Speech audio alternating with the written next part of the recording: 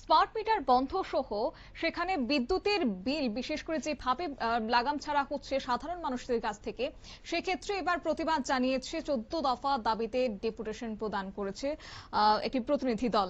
Smart meter বন্ধ করা সহ বিদ্যুৎ দপ্তরের বেসরকারীকরণ রোধ সহ একাধিক দাবিতে সরব হয়েছে। এছাড়াও কর্মচারী কল্যাণ সমিতি পানিসাগর কমিটির উদ্যোগে 14 দফা দাবির ভিত্তিতে পানিসাগর বিদ্যুৎ দপ্তরে গণডেপুটেশন প্রদান করা হয় বৃহস্পতিবার দুপুর 12টা নাগাদ। পানিসাগর রেগুলেটেড মার্কেট থেকে সংগঠনের সদস্য সমর্থকদের অংশগ্রহণে একটি র্যালি বের করা হয়। র্যালিটি শহরের বিভিন্ন গুরুত্বপূর্ণ পথ পরিক্রমা করে পানিসাগর বিদ্যুৎ দপ্তরে পৌঁছায়। পরে সংগঠনের প্রতিনিধি দল বিদ্যুৎ দপ্তরের ডিজিএম এর সঙ্গে সাক্ষাৎ করে 14 দফা দাবি সম্মিলিত একটি স্মারকলিপি প্রদান করেন।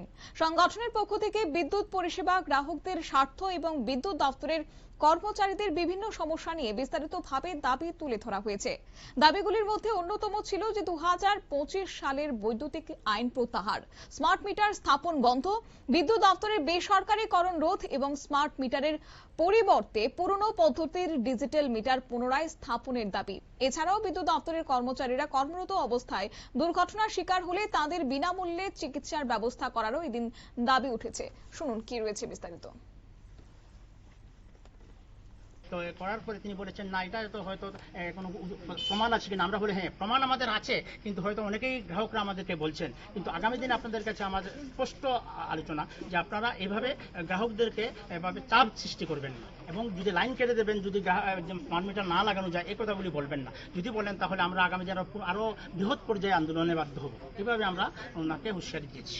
এই জায়গাতে আমি বলবো যে আমরা তো পূর্বতন সরকারের আমলে আমরা দেখতাম আমাদের যেগুলি থেকে বিদ্যুৎ উৎপাদন হইতো, মুনারচক এবং রুকিয়া, পালাটানা, এগুলিতে যে অত্যাধিক মাত্রায় যে বিদ্যুৎগুলি উৎপন্ন হতো, এগুলি আমাদের রাজ্যের এটা চাহিদা মিটিয়ে আমরা বাংলাদেশ সহ এবং ভারতবর্ষের বিভিন্ন রাজ্যে আমরা রপ্তানি করতে পারতাম। কিন্তু আজ সেগুলি রক্ষণাবেক্ষণ গেলে সেগুলিতে সেইভাবে উৎপাদন হচ্ছে না, ফলে আমাদের বিদ্যুৎ ঘাটতি দেখা দিচ্ছে। সেখানে যদি বিদ্যুতের ঘাটতি না দেখা যায় তাহলে চাহিদা বাড়লে তার অর্থ আসল বৃদ্ধি হবে, এটা কিন্তু কোনো কথা নয়। আমাদের দাবি হলো আগে চাহিদা বাড়াতে হবে, এবং যেগুলি আছে আমাদের যে বিদ্যুৎ উৎপাদন কেন্দ্র সেগুলি সংস্কার করে ভালোভাবে সেগুলি আমাদের বিদ্যুৎ উৎপাদন করতে হবে। তখনই আমাদের এই চাহিদাগুলি মিটাবে। তখন মানুষের চাহিদা বাড়লেও, উৎপাদন বৃদ্ধি হলে চাহিদা বাড়লেও কিন্তু বিদ্যুতের মূল্য বৃদ্ধি হবে না। আমরা সেই উদাহরণটা ওনার কাছে দিয়েছি।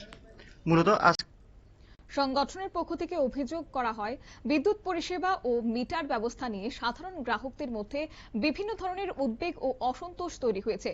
পাশাপাশি বিদ্যুৎ দপ্তরের কর্মচারীদের কর্মক্ষেত্রে নিরাপত্তা, দুর্ঘটনার ক্ষেত্রে যথাযথ চিকিৎসার সুবিধা নিশ্চিত করার বিষয়ে জোর দেওয়া হয়। এই ডেপুটেশনে উপস্থিত ছিলেন বিদ্যুৎ গ্রাহক ও কর্মচারী কল্যাণ সমিতি পানিসাগর কমিটির সভাপতি গৌচ উদ্দিন, সম্পাদক শঙ্কর প্রসাদ দেব, সদস্য মাখন নাথ, পৃথ্বীবালা নাথ সহ অন্যান্যরা। ডেপুটেশন প্রদান শেষে বিদ্যুৎ দপ্তরের ডিজিএম এর কাছে আলোচনা করেছেন এবং তাদের উত্থাপিত দাবিগুলি গুরুত্ব সহকারে খতিয়ে দেখে প্রয়োজনীয় পদক্ষেপ গ্রহণের বিষয় নিয়ে বিবেচনা করা হবে বলে আশ্বাস দেন। এদিনের এই গণডেপুটেশন এবং র্যালিকে কেন্দ্র করে পানিসাগর এলাকায় বিশেষ সাড়া পরিলক্ষিত হয়েছে। সংগঠনের পক্ষ থেকে জানানো হয়েছে যে এই 14 দফা দাবি দ্রুত বাস্তবায়নের লক্ষ্যে আগামী দিনও বৃহত্তর আন্দোলনের পথে তারা হাঁটবেন যদি না তাদের দাবি দেওয়া পূরণ হচ্ছে। নিয়ে নিচ্ছি ছোট্ট একটি বিজ্ঞাপন বিরতির, সঙ্গে থাকুন।